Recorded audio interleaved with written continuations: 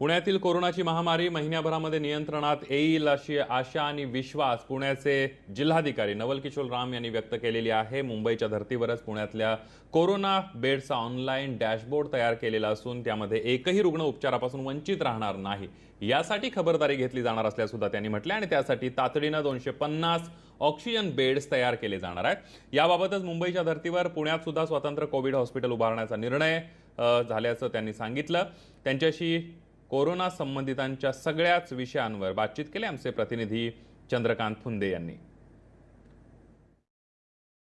Sir, कालपासून बैठकांचा एकदम धडाका सुरू आहे, काय पॉलिसी बदलते? नाही, बैठक तर आमच्या रोज सुरू असते। काल आपण जसं सांगितलं की सामान्य उपमुख्यमंत्री महोदयांनी ते आपले मुंबईचे कमिशनर चहल सर आहेत याच्यासोबत बैठक लावली होती। आम्ही सगळे होतो आणि त्या बैठकीत बरेच काही नवीन सूचना आमच्या समोर आला।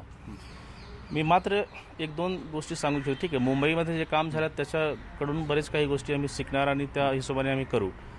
पुण्याच्या बाबतीत सांगायचं झालं तर एक दोन इश्यूज आहे की लॉकडाऊन आम्ही जेव्हा जाहीर केला त्याच्यानंतर आम्ही टेस्टिंग खूप अचानक वाढवली।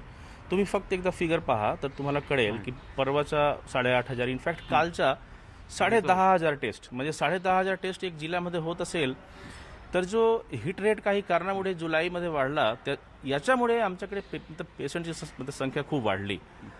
बेसिकली याचे दोन परिणाम आहे। एक बाजूला काही ठिकाणी हॉस्पिटल बेडची अडचण लोकांना झाला, पण दुसरा बाजू असा आहे की हे पेशंटची संख्या खूप वाढल्यामुळे शेवटी जो आमचा कंटेनमेंट आहे किंवा जो आयसोलेशन आहे हा पण खूप चांगला त्याचा रिझल्ट येतो।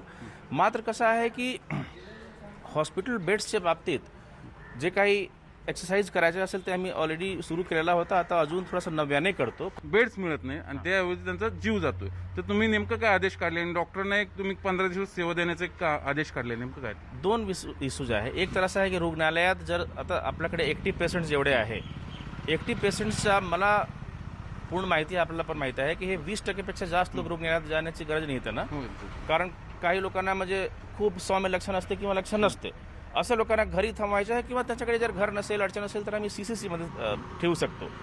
पण समजा जर 20% जास्त लोक हॉस्पिटलमध्ये आढळले याचा अर्थ असा आहे की काही असिम्प्टोमॅटिक पेशंट्स आहेत, ते ड्राईव्ह आम्ही यासाठी घेतला की आम्हाला खरोखर बेड जे आहे ते गरजू लोकांसाठी करायचं आहे, म्हणून हे आता इन्स्पेक्शन पण सुरू झालं आढळून आले असे काही?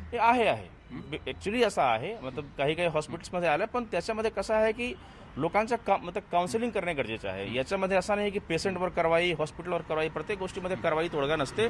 आपल्याला चांगल्या पद्धतीने एक आउटरीच सिस्टम डेव्हलप करावं लागते, लोकांना सांगावं लागते, लोकांना काउन्सिलिंग करावं लागते। व्हिडिओ जर्नलिस्ट गणेश कदम सह चंद्रकांत फुंदे, न्यूज 18 लोकमत, पुणे।